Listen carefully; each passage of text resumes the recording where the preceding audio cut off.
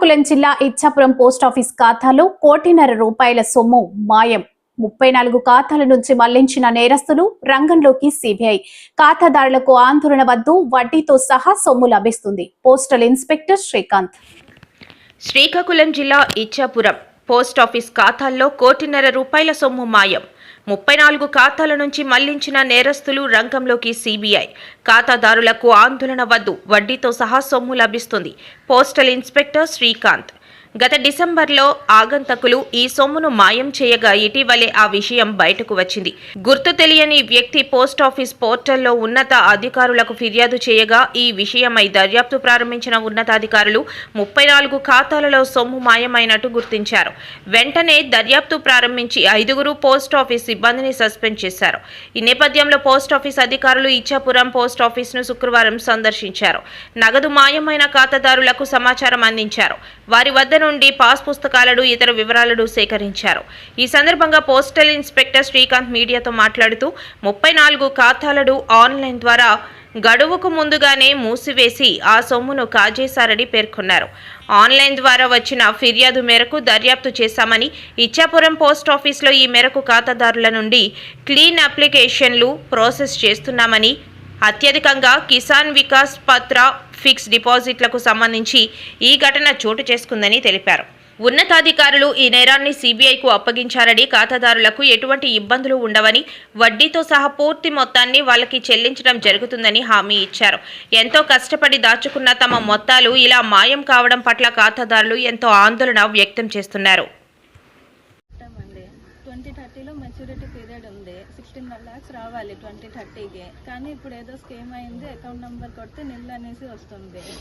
Pan India జరిగిందా అంటే లేదు, పాన్ ఇండియా కాదు, ఒట్టి ఇచ్చాపురంలోనే జరిగింది. ఇచ్చాపురం బ్రాంచ్లోనే 34 మెంబర్స్ ఉన్నారు నాతో పాటు. అందరిది ఎవరిది 5 lakhs, ఎవరిది 10 lakhs, ఎవరిది అలా 8 lakhs పెద్ద పెద్ద అమౌంట్కి టార్గెట్ చేసి ఖాళీ చేసేస్తున్నారు. నా ప్రమేయం లేకుండా అమౌంట్ విత్డ్రా అయిపోయింది ఏంటి అని అడిగితే మాకు తెలియదు, మీరు ఎక్నాలెడ్జ్మెంట్ కింద ఒక సైన్ చేసి పెట్టండి, పాస్బుక్లు ఇవ్వండి, ఒరిజినల్ పాస్బుక్ ఇవ్వండి, మేము ఇస్తాము మళ్ళా మీకు అనేసి చెప్తున్నారు. అది ఎప్పుడు వస్తుందో ఏంటో కూడా తెలియదు. ఒరిజినల్ అడుగుతున్నారా? ఒరిజినల్ పాస్బుక్ అడుగుతున్నారు. ఒరిజినల్ బుక్ మరి మీరు అడిగారా? ఎందుకు? అదే అడిగాం సార్, ఎందుకు ఒరిజినల్ బుక్లు ఇచ్చేసి మాకు ప్రూఫ్ ఏంటి అనేసి మేము అడిగాం సార్. మీకు ఒక జిరాక్స్ కాపీ ఇస్తాం అనుకున్నాం సార్. ఇస్తాము, అది ఉంటే సరిపోద్ది అంటున్నారు. మేమేమో ఇవ్వమంటున్నాం, వెనకడుగేస్తాం. 10 లక్షలు. 10 లక్షలు. మీదమ్మా? 5 లక్షలు. మీదండి? 8 లక్షలు. వాళ్ళు ఏమంటున్నారండి? అదే ఫామ్ ఫిల్అప్ చేసి ఇవ్వండి, ప్రూఫ్ పెడతాము, బుక్ ఇచ్చేస్తే మీకు రిసిప్ట్ ఇస్తాం అంటున్నారు. మేము బుక్ ఇవ్వము, క్లెయిమ్ అయితే బుక్ ఇస్తామని అంటున్నాం. మరి మాకు ప్రూఫ్ ఏది బుక్ ఇచ్చేస్తే? పెట్టినటువంటి వ్యక్తికి మేము కాల్ చేసి, పోస్ట్ మాస్టర్ గారు కాల్ చేసి విషయం ఏమిటని అడిగారు. మీ కంప్లైంట్ పెట్టారు కదా, మీరు మీ అకౌంట్లో ఏమైనా పోయాయా, లేకపోతే ఎవరివై పోయాయి అని చెప్పేసి అడిగితే ఫోన్ నెంబర్ చేస్తే రాంగ్ నెంబర్ అని చెప్పేసి కట్ చేసి పడేసారు. తర్వాత వివరాలు ఇస్తే మేము ప్రాసెస్ చేయగలం కదా, కంప్లైంట్ మేము ఎంక్వైరీ చేయగలం చెప్పేసి పోస్ట్ మాస్టర్ గారు రిప్లై ఇచ్చారు. సో వెరీ నెక్స్ట్ తర్వాత ఆయన ఏ నెలల్లో ఫ్రాడ్ జరిగింది, ఆన్లైన్ ద్వారా జరిగింది అని చెప్పేసి కొంతమంది డిపార్ట్మెంట్ వ్యక్తుల పేర్లు, అవుట్ సైడర్ పేర్లు మెన్షన్ చేయడం జరిగింది. అప్పుడు అనమాట ఇలా జరగడానికి ఒకే ఒక కారణం ఉంటుంది సాఫ్ట్వేర్లో. అలా జరిగితేనే ఈ ఆన్లైన్ క్లాజులన్నీ జరుగుతాయని భావించి డివిజనల్ లెవెల్ అధికారులు అందరూ, సూపరింటెండెంట్ గారు అందరూ కూడా ఇలా జరగవచ్చు అనే ఒక ఆలోచనతో మొత్తం చెక్ చేసాం. చెక్ చేస్తే ఇప్పుడు ఏవైతే అకౌంట్లు మీకు చూపించానో ఈ అకౌంట్లో అన్నీ కూడా అకౌంట్లన్నీ ఆన్లైన్లో క్లోజ్ అయిపోయాయని చెప్పేసి ఒక ఇన్ఫర్మేషన్. డిసెంబర్లోనే అయిపోయామ్మా. డిసెంబర్లో మీకే కాదమ్మా. నా పేరు N Srikanth, Sompeta postal sub divisional inspector. మిత్రులు కమల్ హాసన్ గారు, Srikakulam east sub divisional inspector గారు.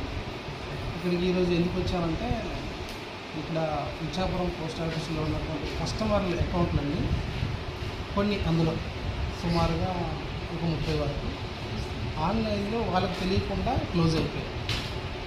సో ఈ విధంగా మాకు ఎలా తెలిసిందంటే, ఒక కస్టమర్ మేబీ అన్నోన్ పర్సన్ ఆన్లైన్లోనే మాకు ఒక పీజీ పోర్టల్ ద్వారా కంప్లైంట్ పెట్టారు.